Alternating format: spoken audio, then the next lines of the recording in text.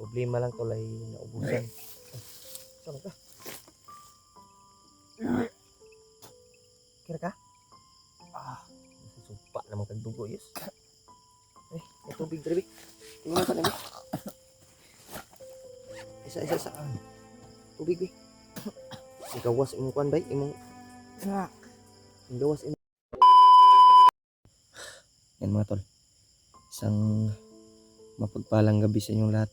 Kaya, welcome back po sa ating YouTube channel. Kaya, pagpasensyahan nyo na tol kung medyo tagalan kami sa pag-upload. Kaya, okay kayos. Yun si Julius tol ay giniginaw. May lagnat to. Yan.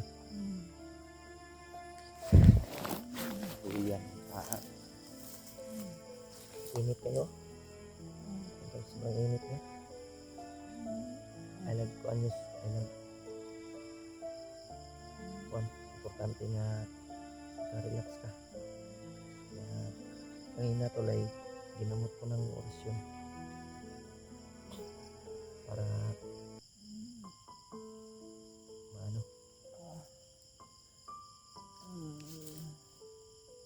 mabawas-bawasan yung ano niya, yung kanyang lagnat at init ng katawan. Kaya binigyan ko siya ng lakas sa kanyang katawan ng orasyon.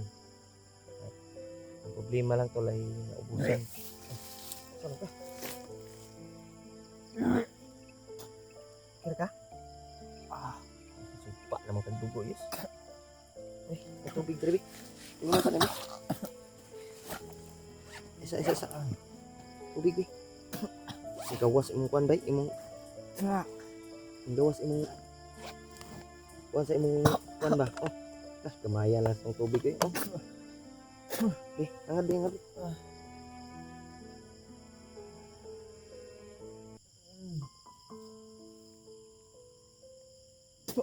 Duko, eh.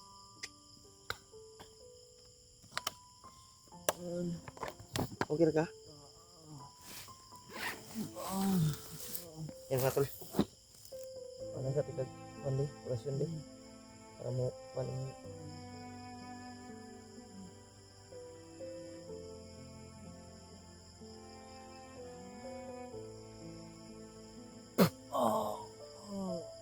ito sa lang.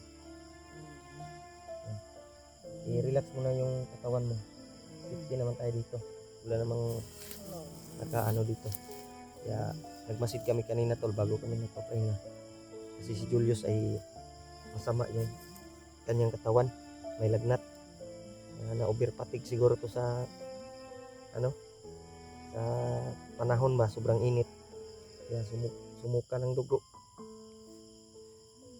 Ang problema lang ay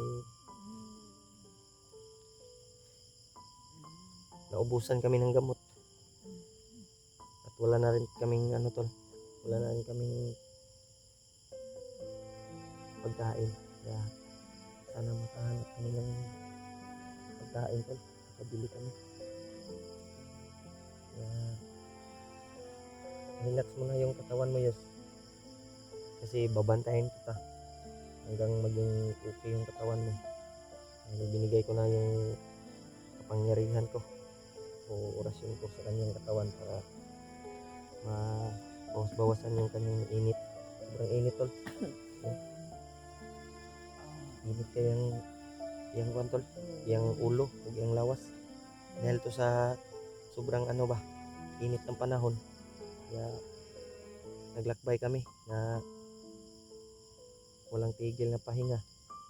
Nakarelax kami pero patuloy na naman. Kaya pagdasal nyo tol, yung kaligtasan namin dito. Sana ay walang kasamang mangyari. Yes, relax ay mo Yos. Kaya maniid ako sa palibot. Kanina ay sinurvey ko naman yung paligid tol pero safety naman. Nababantayin ko lang si Julius. Dahil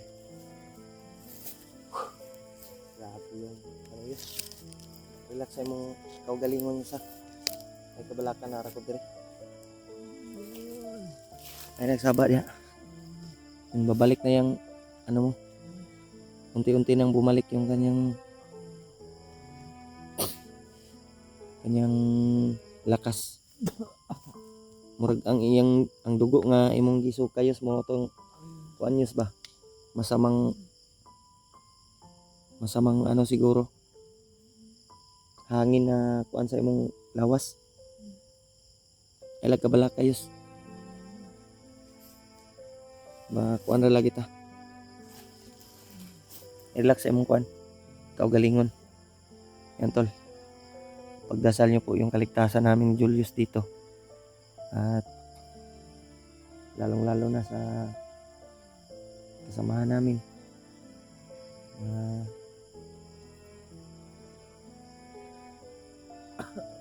Sila Remark, sana ligtas sila tol. At walang masamang mangyari. Dahil mahirap kapag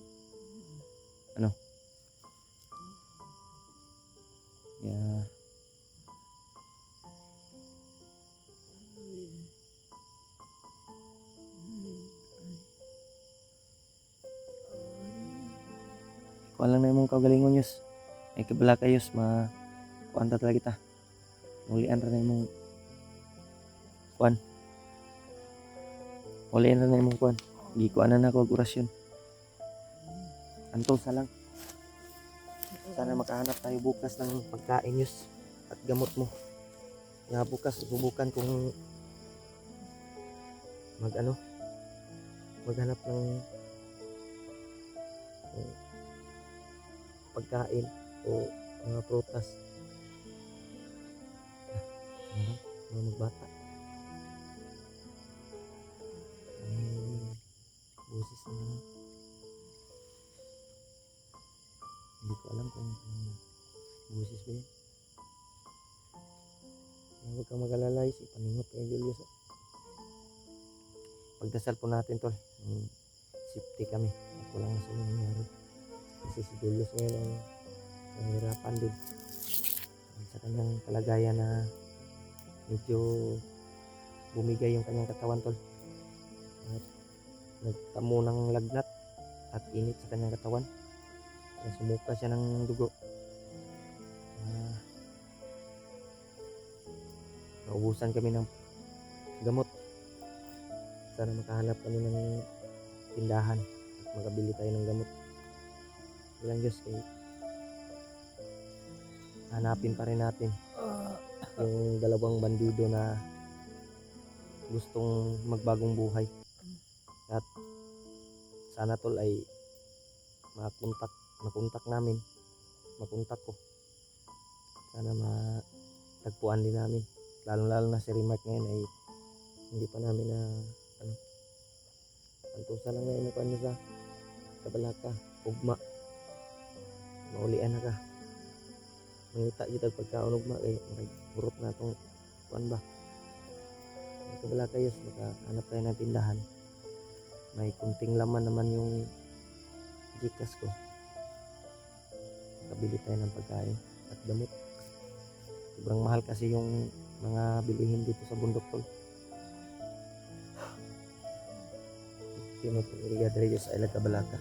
Maniid sa kus palibot. Tulog lang sa kadiha. Ang kabalaka na ko dire. Hindi kita iiwan.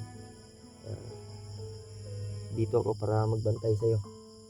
Babantayan ko yung paligid para safety ka.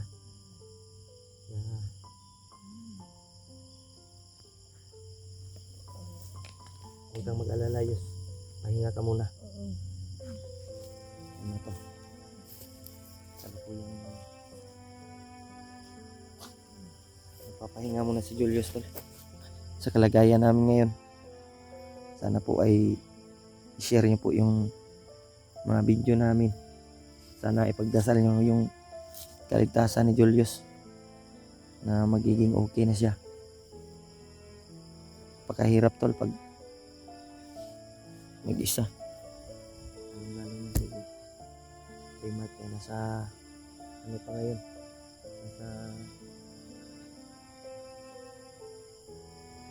hindi pa namin alam kung nakatago ba siya ngayon o nasa critical area si Remark.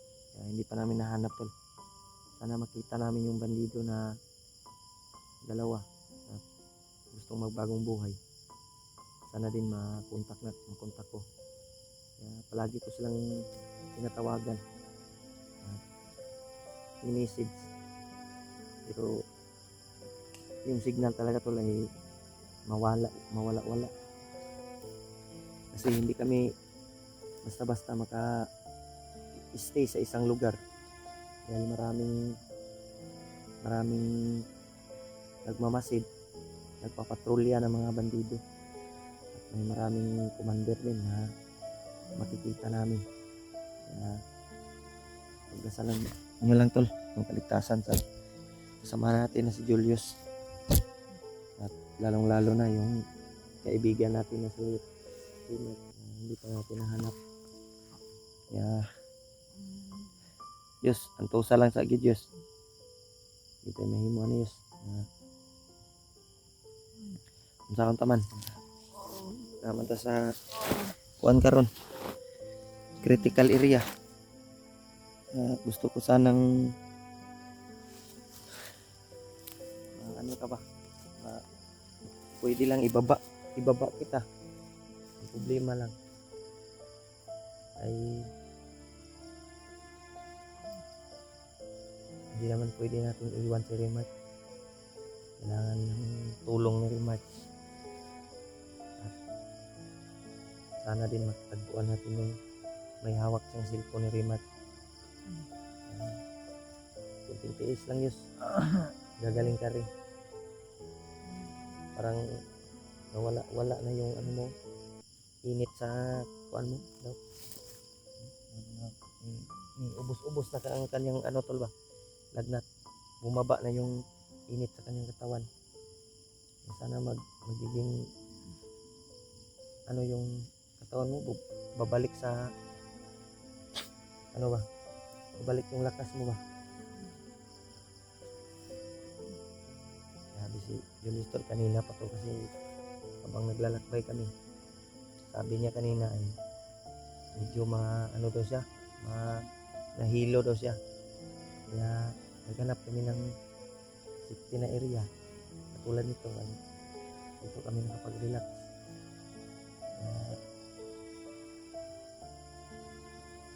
Pag ano namin dito tol ay Julius ay bigla na lang natumba. Bigla na lang na ano nawala ng malay. Kaya buti na lang ay inano ko ng orasyon para bumalik yung kanyang katawan, lakas. Nakagising siya tol pero na ano na sa sobrang init ba. Kung sa bata pa ay nagkumbulsyon.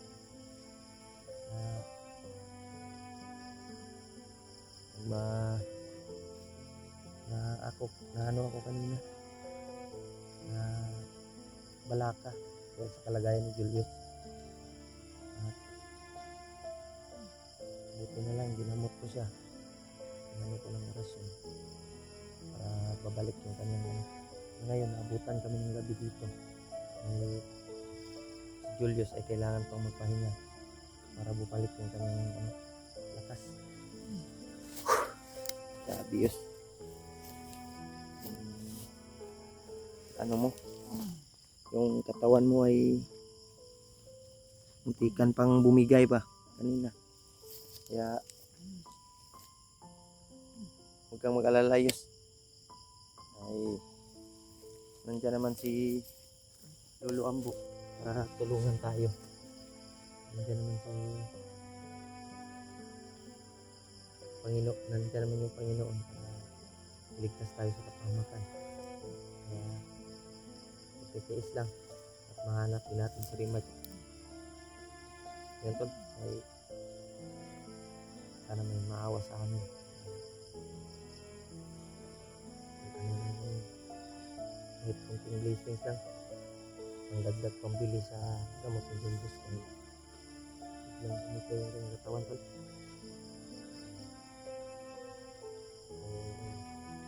hanap kami ng ano bukas ay bibili kami ni Julius ng pagkain at gamot para bawasan naman yung gutom namin dito sa bundok. Dahil ilang buwan, magigit isang buwan na kami dito tol. Hindi pa namin nakita si Rimad. At nagpapasalamat din kami sa inyong lahat na nandyan kayo na nagsishare ng video. Dahil kung wala kayo tol ay wala kaming mga impormasyon na marinig makuha. Pasalamat talaga kami na nandyan kayo na nagbigay balita sa amin, nag-chat, nag-message para malaman namin kung ano yung kaganapang nangyayari. Tulad ng cellphone ni ano ngayon, Remark, hawak pala ng bandido. Dalawang bandido na gustong magbagong buhay. Sana matagpuan din namin. O sigurong ano nito si Julius tol kasi sa walang maayos na kain namin, walang maayos na tulog. Puli-puli lang kami tol. Palit-palit kami. Pag matulog siya, ako ang magbantay. Pag ako naman yung matulog, siya yung magbantay. Ganyan talaga yung buhay dito sa bundok tol.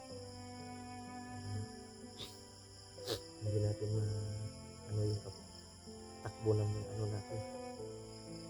Hanggang may ano pa kami tol ay lalaban kami. Lalaban kami kahit nasa critical na kalagayan kami. Kailangan talagang panalo namin yung laban namin para sa aming pamilya, para sa aming kasamahan, sa mga kaibigan namin at sa mga taong nangangailangan ng tulong. Yan. Kailan sagpuan nyo sa kasi dirita makapag-relax hantod buntag o sa dagan hindi ka pa man makapag makapaglakad ng maayos dahil yung katawan mo medyo ano pa, wala pang lakas. Grabe. Ya, yes, relax sa diha. Ay lang sagkuan.